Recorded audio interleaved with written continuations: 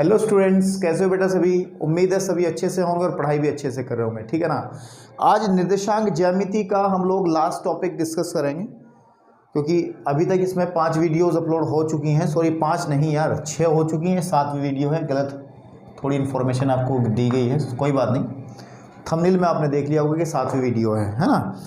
आज हम लोग एक आखिरी टॉपिक इसमें हम डिस्कस करने वाले हैं, और जो प्रश्नावली है आपकी प्रश्नावली 7.3, ठीक है, उसका आप इंट्रोडक्शन अभी पढ़ेंगे। इंट्रोडक्शन, ठीक है, यानी कि उसके अंदर कैसे कैसे क्वेश्चन होंगे उसके बारे में मैं सारी बात करूंगा अभी आपके सामने, और सारे क्वेश्चंस आपको करके दिखाऊंगा, ठीक है। और हो सके तो अगर वीडियो मेरी लेंथ ठीक ठाक रही, मतलब ज़्यादा लंबी ना बनी, तो मैं इंट्रो के साथ साथ सॉल्यूशन भी इसका करने का प्रयास करूंगा। अगर ज़्यादा लंबी वीडियो हुई तो आपको भी मैं बोर नहीं करूंगा, तो फिर नेक्स्ट वीडियो में हम लोग सॉल्यूशन करेंगे। मैं पूरा श्योर नहीं कहता कि सॉल्यूशन इसी वीडियो में हो जाएगा, ठीक। चलिए अब बात करते हैं। इसमें टॉपिक जो है वो टॉपिक है हमारा, टॉपिक जो है वो है त्रिभुज का क्षेत्रफल। ये आपने बहुत बारी पढ़ा होगा, एरिया ऑफ ट्राइंगल, त्रिभुज का अक्षेत्रफल, ठीक है, आपके पास में त्रिभुज का क्षेत्रफल। और ये जो टॉपिक है थोड़ी चर्चा इसके बारे में करेंगे, और फिर जो है एक्सरसाइज और एग्जांपल्स करेंगे। फिर देखते हैं क्या हम लोग एक्सरसाइज के क्वेश्चंस करने के लिए तैयार होते हैं या नहीं होते। चलिए अब त्रिभुज के क्षेत्रफल को लेकर के सबसे पहले आप लोग माइंड में अपने बना लीजिए कि क्या पॉइंट आता है, ठीक। ये सोचने वाली बात है। हम लोगों ने क्लास 9th में भी त्रिभुज के क्षेत्रफल के बारे में डिस्कशन किया, उससे पहले भी हमने कई जगह मेंसुरेशन वगैरह टॉपिक को डिस्कस करते हुए त्रिभुज के क्षेत्रफल की बात की है। और वहाँ पर हम लोग सीधी बात थी कि अगर मेरे पास कोई ये ट्राइंगल है, इस तरीके से कैसा भी ट्राइंगल है, त्रिभुज है ABC, ठीक है, आपके पास में, और ये एक ऊंचाई है, ठीक है, ये क्या है, इसकी ऊंचाई, जो हम इसको D कहते हैं। तो फॉर्मूलों की फॉर्म बता रहा हूँ आपने क्या क्या पढ़ी है, ठीक है। एक फॉर्मूला पढ़ा था आपने कि त्रिभुज का जो क्षेत्रफल होता है, एरिया ऑफ, ठीक है, ट्राइंगल में AR लिखूंगा शॉर्टकट में। AR मतलब एरिया, एरिया का मतलब आपको पता ही है अंग्रेजी में, क्षेत्रफल हिंदी में कहते हैं इसको क्षेत्रफल। तो शॉर्टकट में लिखने का थोड़ा सा तरीका है कि एरिया ऑफ ट्राइंगल ABC जो हम लिखते थे, कैसे लिखते थे बेटा, वो लिखते थे 1/2, ठीक है, नहीं, आधार गुणे ऊंचाई, आधार गुणे ऊंचाई। एक फॉर्मूला तो ये दिमाग में आता है या नहीं आता। अच्छा, कुछ लोग इसको ऐसे भी लिख देंगे 1/2, आधार तो आधार ही है, ठीक है, और इसको शीर्ष लंब लिख देंगे। क्या लिख देंगे, शीर्ष लंब। भाई शीर्ष लंब, शीर्ष से डाला गया लंब, ये 90 डिग्री। इसको चाहे ऊंचाई कह लो, शीर्ष लंब कह लो, कोई दिक्कत वाली बात नहीं, बात एक ही है। तो एक फॉर्मूला तो बेटे ये आता है आपके माइंड में कि त्रिभुज ABC का जो एरिया है, मतलब किसी का भी एरिया निकालने का एक फॉर्मूला ये आता है। और एक फॉर्मूला आपको क्लास 9th से आता है, हीरोन्स फॉर्मूला, कि एरिया ऑफ ट्राइंगल जो होता है, ठीक है ना, आपके पास में त्रिभुज का क्षेत्रफल जो होता है, ठीक, त्रिभुज का अक्षेत्रफल, अगर तीनों भुजाएं दी हों तो हम लोग उसमें हीरोन्स फॉर्मूला कहते थे, हीरोन का सूत्र कहते थे, और वो होता था S × S - A, S - B, S - C, right. और जहाँ पर S जो है वो अर्ध परिमाप, सेमी पैरामीटर अपॉन 2 होता था, और A क्या थी कि A इसकी साइड्स थी, ये A हो गई, और ये इस पूरी साइड हम इसको हटा दे रहे हैं, है ना, थोड़ा सा अगर क्लियर करें, ये B हो गई और ये C हो गई, ठीक है। तो अगर तीनों भुजाएं पता होती थी तो ये वाले कंडीशन हम लोग अप्लाई करते थे, इन पे नहीं जाना है, ये हम सब चीज़ सीख चुके हैं। अब मेरे को जो कंडीशन है वो क्या है, बेसिकली हमें निर्देशांक ज्यामिति के हिसाब से, निर्देशांक का मतलब है कि अगर मैं इसको रफ कर रहा हूँ, ये चीज़ें सबको पता है, इसमें कोई बड़ी बात नहीं है, कि अगर आपको कोई ट्राइंगल दे दिया जाए, ठीक है, कोई त्रिभुज दे दिया जाए, और इसके निर्देशांक, जैसे A के निर्देशांक हम लोगों को दे दिए x1, y1, ठीक है ना, और B के निर्देशांक हमें दे दिए x2, y2, ठीक है, और ये C पॉइंट है, और x3, y3, ऐसे कह सकते हैं आप, किसी भी तरीके से दे ले आप लोग। ऐसा नहीं है कि जो है ये C पॉइंट है, ध्यान रखना कि आप, मैंने x1 x2 यहाँ से शुरू किए हैं तो आप यहाँ से भी शुरू कर लें, इसमें कोई बड़ी बात नहीं है कि ये क्योंकि 3 ही शीर्ष हैं, not too big worry for it, इसके ज़्यादा सोचने की जरूरत नहीं है। तो अगर आपको मेन कहने की बात यह है कि अगर आपको त्रिभुज के तीनों शीर्षों के निर्देशांक दिए हों, कोऑर्डिनेट दिए हों, जैसे ये दिया गया है, ऐसे क्वेश्चंस आएंगे अब, तब क्या करेंगे, तब हम लोग क्या करेंगे, तब एरिया ऑफ ट्राइंगल कैसे निकलेगा। एरिया ऑफ ट्राइंगल, त्रिभुज का जो क्षेत्रफल है, हिंदी में लिख देता हूं एक बार में, ठीक है, ये तो हमने टॉपिक डिस्कस किया है ना। तब फॉर्मूला जो है त्रिभुज का जो क्षेत्रफल है, मैं लिख दे रहा हूं, त्रिभुज का क्षेत्रफल, ठीक है, ठीक है ना, वो बराबर होगा अंडर रूट, नहीं सॉरी, 1/2 और ये ध्यान रखिएगा, x1 y2 minus y3 plus x2 और y3 माइनस y1, ठीक है, आपके पास में y3 माइनस y1 और x3 y1 माइनस y2, ये एक फॉर्मूला है, ठीक है, इतना कठिन नहीं है और याद आसानी से हो सकता है। सिंपली अगर इसको याद रखा जाए, सीधी बात है, 1/2 तो फॉर्मूले में हमेशा आता ही है त्रिभुज वाले में अधिकतर। फिर पहले आप x1 लिख लें, ब्रैकेट बना लें, फिर आप x2 लिख लें, ब्रैकेट बना लें, फिर आप x3 लिख लें, ब्रैकेट बना लें। ये तो क्रम ध्यान है, x1 x2 x3, ये चक्रीय क्रम में, पहले x1 फिर x2 फिर x3, x1 x2 x3, याद रखने का तरीका थोड़ा सा बता रहा हूँ। फिर आप इसको y1 y2 और y3, तो इसका भी चक्रीय क्रम ध्यान रखिएगा, लेकिन चक्रीय क्रम कहाँ से शुरू करना है, पहले वाले में आपको y2 माइनस y3, तो y2 माइनस y3, ठीक है, फिर y3 minus y1, y3 minus y1, ठीक है आपके पास में, और फिर y1 माइनस y2, मुझे लगता है यार तुम लोग क्लास 10th में अच्छे बच्चे हो और ठीक ठाक दिमाग वाले बच्चे हो, जो चीज़ें समझते हो, करते हो, तो ये कोई बड़ी बात नहीं होगी कि इस फॉर्मूले को याद करना आपको समस्या हो, है ना। और हाँ, इसके प्रूफ पे जाने की आपको ज़रूरत नहीं है, इसका प्रूफ मतलब आप ये फॉर्मूला बना कहाँ से, इस डिटेल में जाने की आपको नहीं ज़रूरत है, ठीक है। क्लास 10th का सिलेबस है, उसको कवर करिए। प्रूफ आप जब थोड़े से बड़े होंगे, 11th 12th में जाएंगे, तो आपको समझ में आ जाएगा कि हाँ यार ये फॉर्मूला बना कैसे था। कभी जब पूछा नहीं जाता एग्जाम में तो क्यों प्रूफ करवाया जाए, तो मेरा कहने का मतलब ये है। तो ये एक फॉर्मूला है और इसी फॉर्मूले के बेस पे अब कुछ एग्जांपल्स हैं जो कि हम लोग आपके सामने करेंगे, ठीक है। तो इसमें हम लोग शुरुआत करते हैं एनसीईआरटी का एग्जाम्पल नंबर, उदाहरण नंबर हम लोग बात करते हैं 11 से। किससे बात करते हैं, एग्जाम्पल नंबर 11। अगर आपको ये चीज़ें कुछ नोट करनी है तो आप राइट डाउन कर सकते हो वीडियो को पॉज करके। मुझे लगता नहीं कि मैंने कुछ अलग चीज़ लिखी है और ये चीज़ आपकी किताबों में भी है, तो मैं एक बार पूरा बोर्ड रफ करूँ ताकि मैं क्वेश्चंस की तरफ जा सकूँ, ठीक है। तो चलिए क्वेश्चंस की तरफ जा सकूँ, ठीक। तो देखिए एग्जाम्पल नंबर 11 हमारे पास, एग्जाम्पल नंबर, ठीक है, 11 लैंग्वेज कही है कि उस त्रिभुज का क्षेत्रफल ज्ञात कीजिए जिसके शीर्ष 1, -1, 4, -4, 6 और -3, 5 हैं, ठीक है बेटा। तो एक ऐसा छोटा सा समझने के लिए डायग्राम बना लें, इसमें कोई समस्या वाली बात नहीं है, ठीक है ना, आपके पास कि ये कोई ट्रायंगल है, ठीक। ट्रायंगल कैसा भी हो सकता है, हम हमेशा ऐसा ही बनाते हैं। ट्रायंगल तो ऐसा भी हो सकता है ना, ठीक है ना, कि कोई नहीं, हमें क्या पता कैसा है, प्लॉट करके पता करें तब पता चले। तो इसको हम लोग ए कह देते हैं और एक एक कोऑर्डिनेट में कह दे रहा हूँ 1, -1, ठीक है बेटा। और बी को हम लोग कह दे रहे हैं -4, 6, ठीक है ना आपके पास में। और सी जो है इसके कोऑर्डिनेट हम कह दे रहे हैं -3,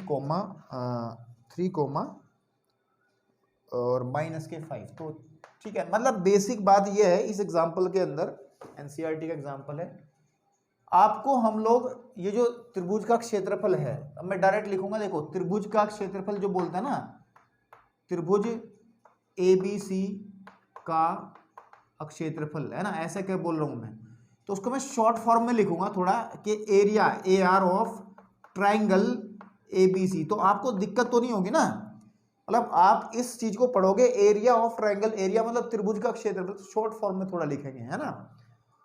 तो हम लोगों को अब फॉर्मूला अप्लाई करना सीखना, सीधी बात है कि अगर हम लोग बात करें, मैं सॉल्यूशन कर रहा हूं इसका क्वेश्चन का, कि एरिया ऑफ ट्राइंगल ABC जो है वो किससे यूज करेंगे हम लोग, निर्देशांक ज्यामिति पढ़ रहे हैं, जो फॉर्मूला भी बताया उसी से बात करेंगे, 1/2, ठीक है ना, x1 और y2 माइनस y3, ठीक है, plus x2 y3 minus y1, ठीक है ना आपके पास में, और फिर x3 है और y1 माइनस y2। ठीक है मेरे भाई, ये फॉर्मूला मुझे तो याद है, आप जितनी बार भी क्वेश्चन करें उतनी बार लिखें, तो ये भी लगभग 5 बार किसी चीज़ को ढंग से पूरी शिद्दत से आदमी लिख ले तो ऐसा नहीं होगा कि आप उसको याद ना कर पाओ। ठीक है, तो अब इस फॉर्मूले में हम लोग ये डिसाइड कर लें कि x1 x2 x3 कौन कौन से होंगे, क्रम से हम देख लें।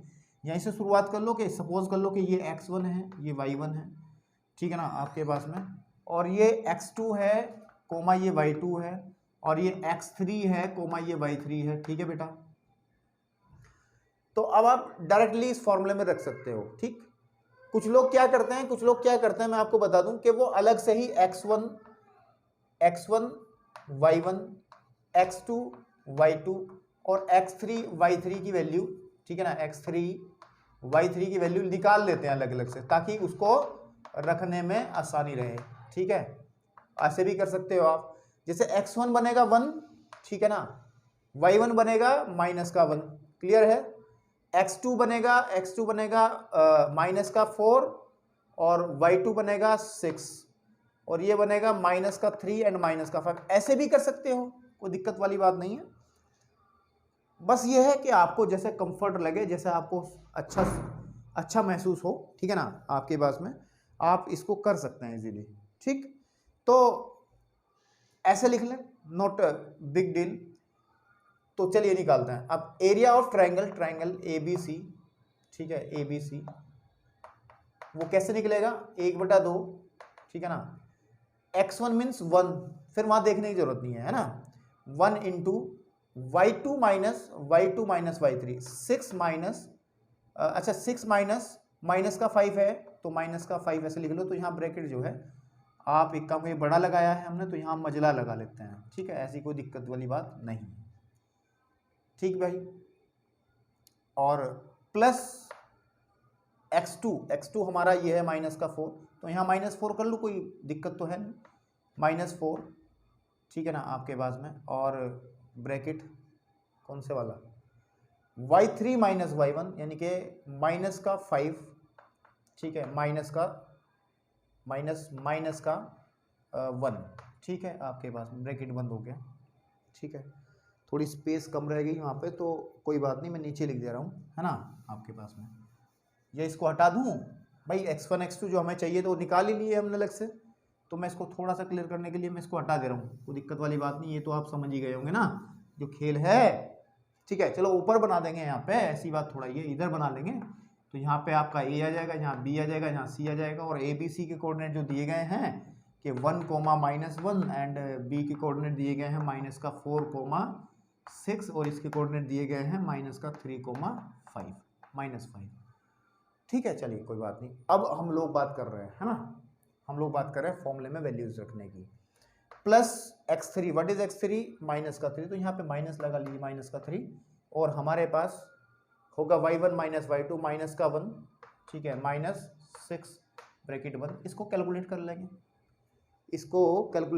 तो कैलकुलेट करेंगे तो 1/2 आएगा बेटा, है ना, और यह आ जाएगा माइनस प्लस का 11 लिख लें, यहाँ पे कोई दिक्कत थोड़ा ही है, माइनस का यहाँ पे देखना क्या बनेगा, -4 प्लस के 16 आ जाएगा, ठीक है आपके पास, और 7 या 21 प्लस के 21 आ जाएगा। ठीक है, आप करो गुरुजी कैसे हुआ सर, कैसे हुआ, ये कैलकुलेशन वर्क है।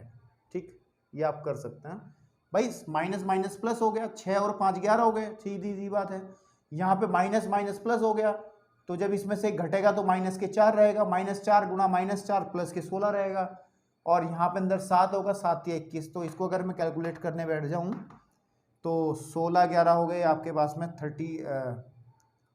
27 और 21, ठीक है ना आपके पास में 27 और 21, 1 और 6 हो गए 7 और 1 8, है ना आपके पास में, 1 और 1 2, 4 और 1 5, 58, तो या फिर 58/2, ठीक है, और ये कटे कितनी बार, 26 आई थिंक, है ना, 26 नहीं 29 वर्ग इकाई, ठीक है, जो भी होगी इकाई का मतलब सेंटीमीटर तो सेंटीमीटर, मीटर तो metre.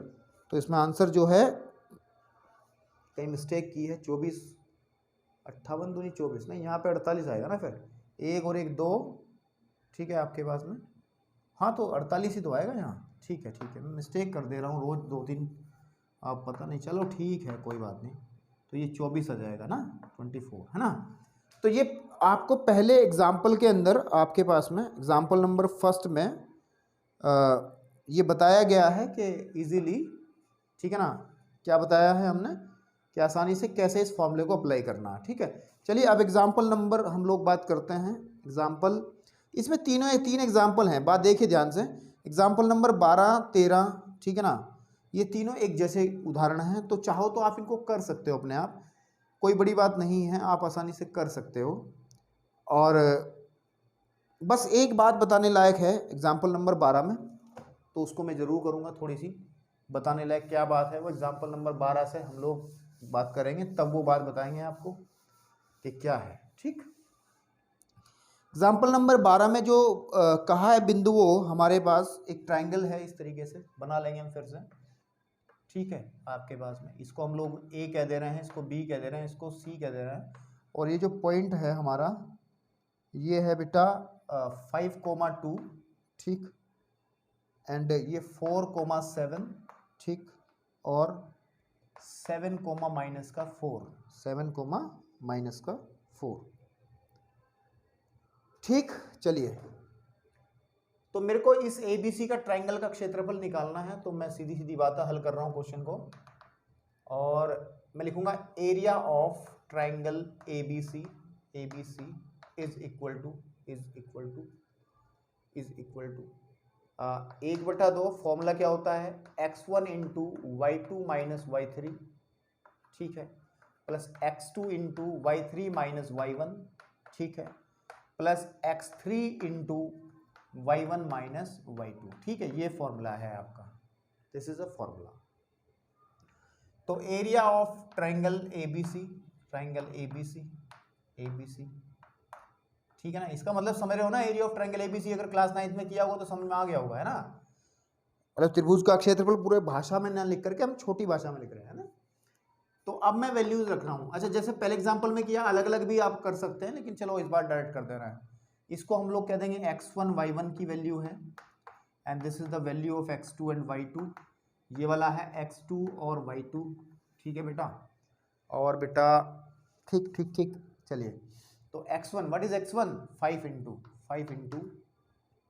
y1 sorry y2 minus y3, तो 7 -4, तो 7 -4, देखिए ब्रैकेट, अगर मैं इसको डायरेक्ट माइनस माइनस प्लस करके यहाँ पे लिख दूँ, यहाँ पे मैं लिख दूँ +4, तो कितने बच्चों को दिक्कत है, जिन बच्चों को दिक्कत है उसका मतलब उनको कैलकुलेशन थोड़ी सी उनकी क्लियर नहीं है।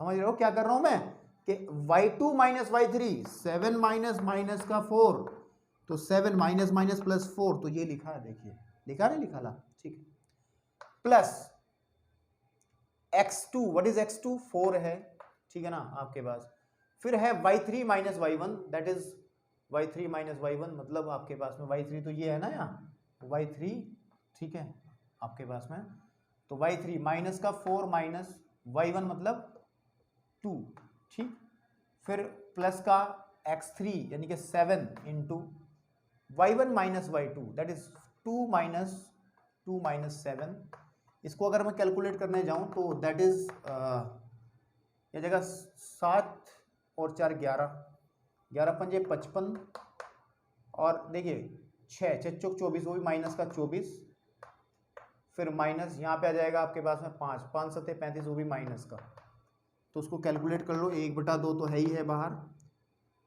आप पहले एक काम कर लो, 24 तो 26 तो उसमें से बचे भाई, 55 यानी कि 29, ठीक है, माइनस के 35, ठीक है, 29 माइनस के 35 आपके पास, तो कितना बचेगा 29 माइनस के 35, कितना बचेगा बेटा, ये बचेगा माइनस का 6/2, दैट इज माइनस का 3, ये है ना माइनस का 3, ठीक है ना आपके पास में, कहाँ गलती कर दी, माइनस का 3 कहाँ आएगा, ठीक, यहाँ पे कितना, ये 33 है क्या, ये 5 5 7 35 आ जाएगा, ठीक है। तो आप एक काम कर लेना कि इसको जोड़ लो पहले एक साथ, कि ये हो गया हमारा 9 और 5, ठीक है, हाँ, तो यहाँ पे आ जाएगा 4, सीधी सीधी बात है, -4 आ जाएगा। ठीक है, इसे सॉल्व करके 1/2 1/2 गुणे -4 और ये कटेगा तो सीधी सीधी बात है -2 वर्ग मात्रक। जो बात बतानी है वो ये है कि देखो इसमें माइनस आया है और क्षेत्रफल एक ऐसी राशि है, ठीक है ना, क्योंकि आपको पता है बेसिक फॉर्मूला जो क्षेत्रफल का होता है वो लंबाई, ठीक है, गुणे चौड़ाई होता है और लंबाई भी कभी माइनस में नहीं होती और ना चौड़ाई कभी माइनस में हो, तो उनका जो गुणा है उनकी भी कभी माइनस नहीं आएगी, बात सीधी है। तो क्षेत्रफल भी कभी माइनस में नहीं आता, तो आप कह सकते हैं माइनस को हम छोड़ सकते हैं, माइनस को हम लोग छोड़ सकते हैं, ठीक है नहीं, ये एक माप है, मेजरमेंट है और माइनस में नहीं होगी, तो हम इसे 2 वर्ग मात्रक कह सकते हैं, इसमें कोई बड़ी बात नहीं है। ठीक है, ठीक है, ये छोटी सी बात थी कि क्षेत्रफल कभी माइनस में नहीं होता, इसलिए एग्जाम्पल मैंने कराया है। अब एग्जाम्पल नंबर 13, ठीक है, एग्जाम्पल नंबर 13 में मात्र जो मैंने 2 काम अभी किए हैं वही आपको करने हैं, तो इतना तो छोड़ ही सकता हूं यार, या नहीं छोड़ सकता। इस एग्जाम्पल को भी आप सिर्फ कैलकुलेशन वर्क है, मेथड वही लगाना है, ठीक है, आपके पास में जो 11 और 12 में लगाया है, ठीक आपके पास। तो अब हम 13 नहीं करेंगे, सीधा एग्जाम्पल नंबर 14 और 15 की बात करेंगे, क्योंकि दोनों एग्जाम्पल इंपॉर्टेंट हैं और इस तरीके के क्वेश्चन भी पेपर में है। उदाहरण नंबर 14 करने से पहले मैं आपको एक टॉपिक डिस्कस करूंगा। एग्जाम्पल नंबर अगर मैं 14 डिस्कस करूंगा, क्या है कि देखिए, चलो 14 ही करते हैं और उसी के बीच में डिस्कस करते हैं, कोई दिक्कत नहीं है। क्या कहा है उसने कि अगर हमारे पास 3 पॉइंट्स हो, यदि 3 बिंदु हो, बिंदु हमारे पास नंबर 1, ठीक है, एक तो ए है, वो ए पॉइंट है 2,3 और बी पॉइंट मेरे भाई है मेरे पास कितना बेटा 4, के कोई क्वांटिटी है, आई डोंट नो कि क्या है, ठीक है। और बेटा इसने कहा है कि सी जो है वो 6,-3 है, 6C जो है वो 6,6,6,-3 है, ठीक है। पढ़ ले रहा हूँ क्वेश्चन को कि इसने कहा है कि K का मान ज्ञात कीजिए यदि बिंदु A, B और C संरेखी हैं। कैसे हैं? संरेखी हैं। तो बस इस कॉन्सेप्ट को समझिएगा। देखिए, अगर 3 पॉइंट्स संरेखी हों, ऐसे क्वेश्चन हमने पीछे भी किए हैं, ठीक है। हमने पीछे कॉन्सेप्ट पढ़ा था कि अगर संरेखी होंगे तो AC यानी कि बड़ी भुजा बराबर होगी AB + BC के, ये तो क्लियर किया था। लेकिन ये हमने किया था दूरी वाले सूत्र का इस्तेमाल करते हुए, दूरी सूत्र का जिक्र करते हुए, ठीक है। बेसिकली पेपर में सवाल आ जाए ये स्पेसिफाई नहीं किया जाता कि आपको कैसे करना है। अगर पेपर में आ जाए कि ये संरेखी दिखाने हैं, मतलब संरेखी बिंदु हैं, तो आप ये वाला कंसेप्ट यूज करते थे पहले, के का मान निकालेंगे वो सब हो जाएगा। अब हम लोगों ने क्या किया है, त्रिभुज का क्षेत्रफल का फॉर्मूला पढ़ लिया। त्रिभुज का क्षेत्रफल में क्या है, देखिए, अच्छा एक बात सुनिए, मैं इसको नहीं डिटेल में जा रहा पीछे, कि अगर मैं इस बी पॉइंट को बी या सी या ए, इनमें से तीनों में से किसी एक को इस लाइन से बाहर निकाल दूं, बच्चों मैंने सोचा कि बी को मैं थोड़ा इधर लिख देता हूं, ये संरेखी नहीं है। अब संरेखी नहीं है, सीधी बात है। अब इनसे एक आकृति बनेगी और आकृति बनेगी त्रिभुज, बिल्कुल ठीक बात है। त्रिभुज चाहे कितना छोटा हो उसका क्षेत्रफल आएगा ही आएगा, बात सीधी सी है।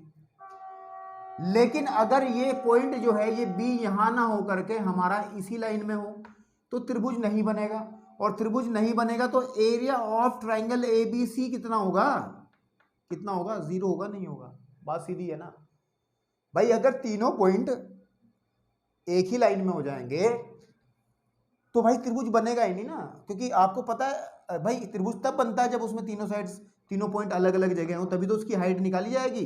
अगर ये पॉइंट इसी पे आ जाएगा तो हाइट 0, और हाइट 0 तो फिर क्षेत्रफल 0 बन ही जाएगा।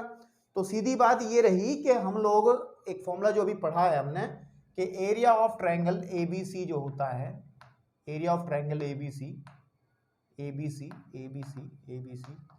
उसको हम 0 लेके चलेंगे और लिख देंगे, ठीक है। यदि बिंदु A, B तथा C संरेखी हैं तो इनसे बने त्रिभुज, है ना, कौन सा भुज, त्रिभुज, ठीक है नहीं, त्रिभुज का अक्षेत्रफल, ठीक है नहीं, अक्षेत्रफल शून्य होगा, है ना, शून्य होगा। बात समझ में आ रही बेटा? लाइन लिख दी हमने। तो मतलब क्या, अच्छा इसका फॉर्मूला कैसे यूज करते थे हम लोग? फॉर्मूला वही होगा कि 1/2 x1 into y2 minus y3, ठीक है, minus plus x2 into y3 minus y1, ठीक है, plus x3 into y1 minus y2, ठीक है, आपके पास में ये 0 के बराबर होगा। और ये 0 के बराबर होगा तो 1/2 तो खत्म हो ही जाएगा। तो सीधी सीधी बात है, अगर हम लोग बस अब क्वेश्चन कर रहे हैं, इस वाले में ये x1 का काम करेगा, ये y1 का करेगा, ये x2 का काम करेगा, ये y2 का करेगा, ये x3 का काम करेगा, ये y3 का काम करेगा। तो सीधा वैल्यूज रखनी है और आपको अपने k के मान निकाल लेना है। देखिए मैं 1/2 को तो मान के चलो, रखना चाहो रख दो यार, इसमें कोई बड़ी बात नहीं है, कोई परेशान थोड़ा ही कर रहा है आपको, ठीक है। तो व्हाट इज x1, तो वो है 2 इंटू y2 माइनस y3 यानी कि k माइनस 3। अच्छा k माइनस 3 हो गया ना, क्योंकि ये माइनस में वैल्यू है, तो उसको k प्लस 3 लिख दूं, माइनस माइनस प्लस करके, तो आ जाएगा आपके पास में k प्लस 3, ठीक है, प्लस x2 का मतलब 4, और आपके पास जाएगा y3 माइनस y1 यानी कि माइनस का 3 माइनस का 3, ठीक है, प्लस x3 की वैल्यू 6 है इंटू y1 माइनस y2 यानी कि 3 माइनस k, ठीक है, और ये होगा सब 0 के बराबर। ये किसके बराबर होगा? 0 के बराबर। तो बस इसको कैलकुलेट करना है। 1/2 को मैं नहीं लिख रहा हूँ, क्योंकि अगर आप इसको 2 को उधर लेके जाएंगे तो खत्म हो जाएगा, है ना, आपके पास में, ठीक, सीधी सी बात है। या फिर ऐसा भी समझ सकते हैं, अगर आप थोड़ा सा टेक्निकल समझने का प्रयास करें। देखो ये दो चीज़, एक तो चीज़ ये है, एक चीज़ ये है पूरी, इसको अगर मैं P कह दूं, इसको मैं Q कह दूं, और P गुणे Q हमारा 0 हो रहा है। देखिए P गुणे Q 0 के बराबर है। अब सुनिएगा मेरी बात, P गुणे Q 0 के बराबर है, किन्हीं दो संख्याओं की गुणा 0 के बराबर है। तो केस ये हो सकता है, या तो P 0 होगा, या Q 0 होगा, या फिर दोनों ही P बराबर Q बराबर दोनों ही 0 होंगे। अब इस वाले केस में क्या है कि P का मान 1/2 है, सीधी बात है, जो तो घुमा नहीं रहा हूं, ये तो 1/2 है, 1/2 कभी 0 के बराबर हो ही नहीं सकता, तो 0 कौन होगा फिर? 0 कौन होगा फिर? ये पूरा 0 के बराबर होगा। तो मतलब ये है कि इससे हमारा कोई लेना देना नहीं, इसको हम हटा सकते हैं, ठीक है नहीं। या देसी भाषा में ऐसा भी समझा जा सकता है, अगर ज्यादा दिमाग ना लगाएं, कि इस 2 को ये भाग में, इधर जाके गुणा में, 2 गुणा 0 0 हो गया, कोई दिक्कत नहीं है तब भी, ठीक है ना, आपके पास में। तो लेकिन पता नहीं क्यों दिमाग में उल्टी सीधी बातें समझाने का मन करता रहता है बार बार। तो हम लोग सॉल्व कर रहे हैं, तो आ जाएगा 2k प्लस 6, यह आ जाएगा माइनस का 6, और चौक होता है 24, माइनस का 24, फिर यह आ जाएगा प्लस के 18 माइनस का 6k बराबर 0। देखिए 2k और 6k, तो माइनस के 4k बचेगा, बाकी सबको उधर दो, कितना आ जाएगा? देखिए 6 और ये हो गया 24, प्लस का 24 और माइनस का 24, दैट इज इक्वल टू 0। ये तो कट गया, 0 हो गया, तो 4k इज इक्वल टू 0। तो k का मान तो 0 आ रहा है भाई, k का मान 0 आ सकता है, इसमें कोई बड़ी बात थोड़ा ही है, k का मान 0 आ सकता है। तो इसका मतलब ये पॉइंट जो है यहाँ पे, ये जो B पॉइंट रहेगा, ये तो हमारा कितना था, 2,3 था, ये हमारा 4,0 हो जाएगा, और ये 6,3 हो जाएगा। ये संरेखीय होंगे, ठीक है ना, आपके संरेखीय मतलब एक ही लाइन में होंगे। तो बेटा बड़े आसानी से चीज़ें समझ में आ रही होंगी, कोई दिक्कत नहीं है। इस एग्जाम्पल को आप अपने आप करिएगा। मैं नेक्स्ट एग्जाम्पल की तरफ चल रहा हूँ, एग्जाम्पल नंबर 15, जो वो भी ठीक ठाक है, और एग्जाम्पल्स से ही आपकी एक्सरसाइज के दरवाजे खुलते हैं, सही मायना तो ये है। एग्जाम्पल्स NCERT के हैं, ये सबसे बड़ी बात है। किसके हैं? NCERT के हैं, और वो सबसे बड़ी बात है। अब कहा है यदि A -5,7, 15वां पढ़ रहा हूँ एग्जाम्पल, और 4,-4,5, C है -1,-6, और D है 4,5। एक चतुर्भुज ABCD के शीर्ष हैं, तो उसका क्षेत्रफल निकालना। आपका गुरुजी देखिए बड़ा आसान है, हम एक चतुर्भुज दिया गया है, ऐसे बना लेंगे हम, कैसा भी चतुर्भुज हो सकता है, इट नॉट कोई स्पेसिफाई नहीं है कि समांतर है या कोई भी, इसलिए मैंने टेढ़ी मेढ़ी आकृति बनाई। हमें नहीं पता कि समांतर है, आयत है, वर्ग है, समचतुर्भुज है, या फिर कोई समलम है, पता नहीं है हमें, है ना। तो हम लोगों ने इसको ऐसे ही कुछ भी बना लिया। तो ये हमारा ए है, ये हमारा बी है, ये हमारा सी है, ये हमारा डी है। तो ए के जो कोऑर्डिनेट हैं हमें कहा है -5,7 और इसके जो कोऑर्डिनेट हैं वो है -4,-5, -4,-5, ठीक भाई। और ये है -1,-6, ये वाला -1,-6 और लास्ट वाला जो है वो है 4,5, 4,5। तो हमें कह रहा है इसका एरिया निकालना है, ठीक भाई। आपको सर त्रिभुज का तो निकालना बता दिया आपने, इसके बारे में बात नहीं हुई है। तो इसको बड़े आसानी से निकाला जा सकता है, ठीक है। हम अगर इसमें दो तरीके, देखो कोई भी दुनिया में चतुर्भुज है, कैसा भी चतुर्भुज है, ठीक है। ये चतुर्भुज थोड़ा सा अजीब बन गया, अरे दोबारा बना के दिखा, ऐसे कुछ भी है ना, कुछ भी बना रहा ना ये, तो वो हमेशा दो त्रिभुजों से मिलके बनता है। उसको काटो, उसके विकर्ण के रूप में उसे कैंची से काट दो तो हमेशा दो त्रिभुज मिलेंगे। तो आप इसको ऐसे काट दो मेरे हिसाब से, ठीक। आपको सर ऐसे क्यों काट रहे हो, ऐसे काट लो, ऐसे काट लो भाई, तब भी दो ही त्रिभुज मिलेंगे। तो अब हम लोगों को अलग से चतुर्भुज के क्षेत्रफल का सूत्र लिखने की जरूरत नहीं है, क्योंकि हम लोगों को इसके अंदर दो बार त्रिभुज का क्षेत्रफल ही निकालना है, उसको बाद में ऐड कर देना है।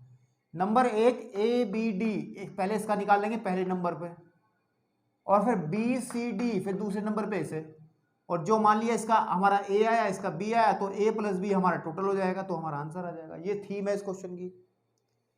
तो बस हमें बारी बारी से निकालना है दो अलग अलग त्रिभुजों के क्षेत्रफल।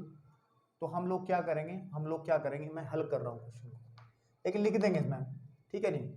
और इसमें हमने एक रचना की है, बी को डी से मिलाने पर, ठीक है, मिलाने पर हमें दो त्रिभुज, ठीक है, दो त्रिभुज, एक तो ए बी डी, दो त्रिभुज ए बी डी तथा त्रिभुज बी सी डी, ठीक है ना, प्राप्त होते हैं, ठीक है ना, होते हैं, जहां एरिया ऑफ चतुर्भुज, हम चतुर्भुज को ऐसे लिखते हैं, ठीक है, ए बी सी डी वो बराबर होगा area of triangle A B D plus area of triangle B C D. समझ में आ रही बात, ट्रायंगल बी सी डी। मैंने थोड़ा लैंग्वेज बना के लिख दी कि अगर मैं इस चतुर्भुज का क्षेत्रफल निकालना चाहता हूं तो वो इन दो त्रिभुजों का क्षेत्रफल के बराबर होगा। तो फाइनली हम लोग निकालेंगे, अब अलग अलग इनके क्षेत्रफल निकालेंगे। तो area of triangle A B D निकाल लेंगे, और ए बी डी का निकालेंगे किससे, सूत्र लगा देंगे 1/2 x1 into y2 minus y3 plus x2 y3 minus y1, ठीक है, प्लस x3 इंटू आपके पास y1 माइनस y2, ठीक है। तो ये आप फॉर्मूला यूज़ कर लेंगे। इसको जब आप यूज़ करोगे, अभी एग्जांपल्स बहुत किए हैं, उसे यूज़ करने पे क्या स्थितियां बनेंगी वो आपको पता ही है। इस वाले केस में हमारा ये वाला x1 y1 का काम करेगा, x1 y1 का काम करेगा, ये x2 y2 का काम करेगा, और ये वाला x3 y3 का काम करेगा, ठीक है मेरे भाई। तो जब हम इसको सॉल्व करेंगे तो कैसे आएगा स्थिति, x1 हमारे पास आ जाएगा माइनस का 5 इंटू y2 माइनस मतलब y2 ये है ना, ठीक है, माइनस का 5 माइनस y3, ठीक है ना, तो 5 आ जाएगा, है ना। फिर प्लस x2 है ना, x2 की जगह -4, तो यहाँ पे -4 यूज़ कर लेंगे, ठीक है आपके पास में, और y3 minus 5 minus 7 plus x3 कितना है 4 into y1 minus y2 7 minus plus के 5, ठीक है। जब कैलकुलेट करेंगे तो 1/2 ये आ जाएगा माइनस का 10 और माइनस प्लस के 50 आ जाएगा, सीधी बात है। माइनस के 2 बचेगा तो प्लस के 8 आ जाएगा, सीधी बात है। और 12 ये आ जाएगा 12 चौक 48 ये आ जाएगा, ठीक है। इसको जब हम लोग जोड़ेंगे आपस में तो मुझे लगता है 104 हो जाना चाहिए, 106 हो जाएगा ये, 106/2 या फिर 53 वर्ग इकाई, है ना। तो इसका आ गया 53 वर्ग इकाई, वर्ग इकाई। ठीक है, ये हमने किसका निकाला है, ABD का निकाला है। कितना निकाला, 53 वर्ग इकाई। अब इसी पैटर्न से हम लोग क्या करेंगे बेटा, इसी पैटर्न से हम लोग इसका निकालेंगे, सेम पैटर्न, सेम पैटर्न। और सेम पैटर्न यार मैं समझ रहा हूँ कि अब तुम सोच लगाना सीख गए होंगे, तो मैं डायरेक्ट लिख दूँ, फॉर्मूला सेम लगेगा, चेंजेस सिर्फ इतना होगा कि आपको फॉर्मूले में वैल्यूज बदलनी है। उस वाले केस में क्या रहेगा, उस वाले केस में क्या रहेगा, उस वाले केस में इसको हम लोग x1 y1 कहेंगे, इसको हम x2 y2 कहेंगे, और इसको हम x3 y3 कहेंगे। तो सिंपली इसमें वैल्यू रख करके तो इसका जो निकलेगा, मैं देख ले रहा हूँ, इतनी थोड़ी कंजूसी तो कर ही सकता हूँ, ये आएगा 19 वर्ग मीटर, 19 वर्ग इकाई। ठीक है, ठीक है भाई। तो अब इस टोटल त्रिभुज का क्षेत्रफल कितना हो जाएगा टोटल का, तो कुल क्षेत्रफल कितना आ जाएगा, एरिया ऑफ चतुर्भुज ABCD इज इक्वल टू 53 + 19, और 53 + 19 का मतलब हो गया 72 वर्ग इकाई जो है इसका वर्ग इकाई, इसका आंसर आएगा। तो ये इंट्रोडक्शन रहा है वीडियो का। ठीक है, तो इसमें बेटा अब मतलब आप क्या करेंगे, अगर ऐसा कभी आकृति आती है, इससे बड़ी भी आकृति आ सकती है कोई और भी, तो उसको कोशिश ये करेंगे कि त्रिभुजों में तोड़ लें। समझ रहे हो ना, त्रिभुजों में तोड़ लें आप। जैसे मान के चलो कि कोई आकृति ऐसा आ जाए पंचभुज वाली, ये आ गई। ठीक है, तो इसका क्षेत्रफल निकालना मेरे को, ये सब पता है, A है, B है, C है, D है, E है। तो हम क्या करेंगे, त्रिभुज बना लेंगे, कैसे भी बना लेंगे, क्योंकि इसमें सपोज हमने एक लाइन ऐसे बना दी, एक लाइन ऐसे बना दी, तो इसमें 1 2 3 तीनों त्रिभुजों का क्षेत्रफल इस फॉर्मूले से, किससे, इस वाले फॉर्मूले से निकाल करके बाद में ऐड कर देना है। तो आप कोई भी क्वेश्चन कर सकते हैं, कोई दिक्कत वाली बात नहीं है। तो बेटा इसका इंट्रोडक्शन तो इतना ही था, जितनी बात बतानी थी वो बता दी। एक्सरसाइज के क्वेश्चन अभी करते हैं।